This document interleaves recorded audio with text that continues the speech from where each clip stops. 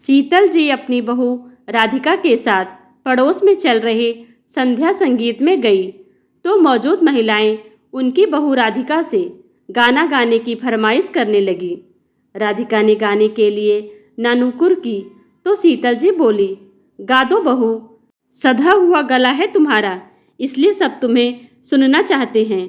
माँ जी, दरअसल बहुत समय से गाने नहीं गाए तो गाने का अभ्यास छूट सा गया है। राधिका की इस बात को बहाना मानकर अन्य बुजुर्ग महिला बोली, अब ज़्यादा नखरे ना करो बहुरिया, पनवारी कभी पान बनाना भूलता है भला। सबके कहने पर राधिका ने गला साफ करते हुए गाना तो गा दिया, लेकिन शीतल जी अपनी बहू के इस तरह गाने से संतुष्ट नहीं हुई। आज वकाई में राधिका के स्वर डगमगा गए थे। उसकी वह सधी हुई आवाज़ जैसे कहीं खोसी गई थी।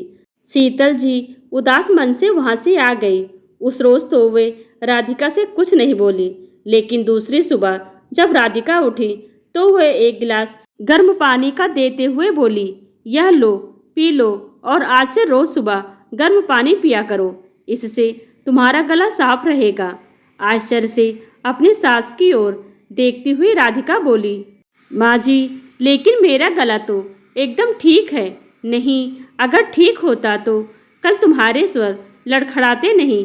आई एम सॉरी माँ जी, कल मैं आपकी उम्मीदों पर खरी नहीं उतर पाई, राधिका ने उदास स्वर में कहा।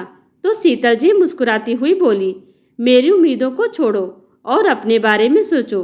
मुझे अपनी बहू की दूसरों की तारीफ सुनने का कोई शौक़ नहीं है, लेकिन तुम्हारा गाना गाने का शौक़ जिस तरह से खो गया है वह मुझे खलता है। यह कहते हुए शीतल जी ने राधिका के कंधों पर हाथ रखा तो शीतल उदास होकर बोली, माँ जी, हम महिलाओं के शौक़ का क्या है, एक उम्र के बाद तो उन्हें छोड़ना ही पड़ता है।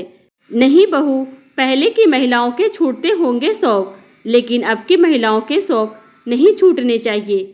अब बहू बेटियों के शौक़ छूटे तो हम जैसी नई सोच वाली माओं और सासू माओं के होने का क्या फ़ायदा ही है। मेरे होते हुए तुम अपना यह शौक़ नहीं छोड़ोगी। तुम पहले अक्सर कुछ न कुछ गुनगुनाती रहती थी। जब मेरे बेटे से शादी करके यहाँ आई थी तब कितना मधुर और सदा हुआ गाती थी। पहले तो तुम अभ्यास भी करती थी, लेकिन अब घर परिवार की जिम्मेदारियों के बीच तुम सब कुछ भूल गई। माँ जी, अब यह सब भी तो ज़रूरी है।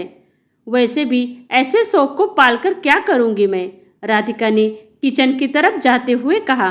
तो शीतल जी बोली, तुझे पता है मैं बहुत अच्छा नृत्य करती थी, लेकिन एक उम्र के बाद और अभ्यास के बिना सब खो गया।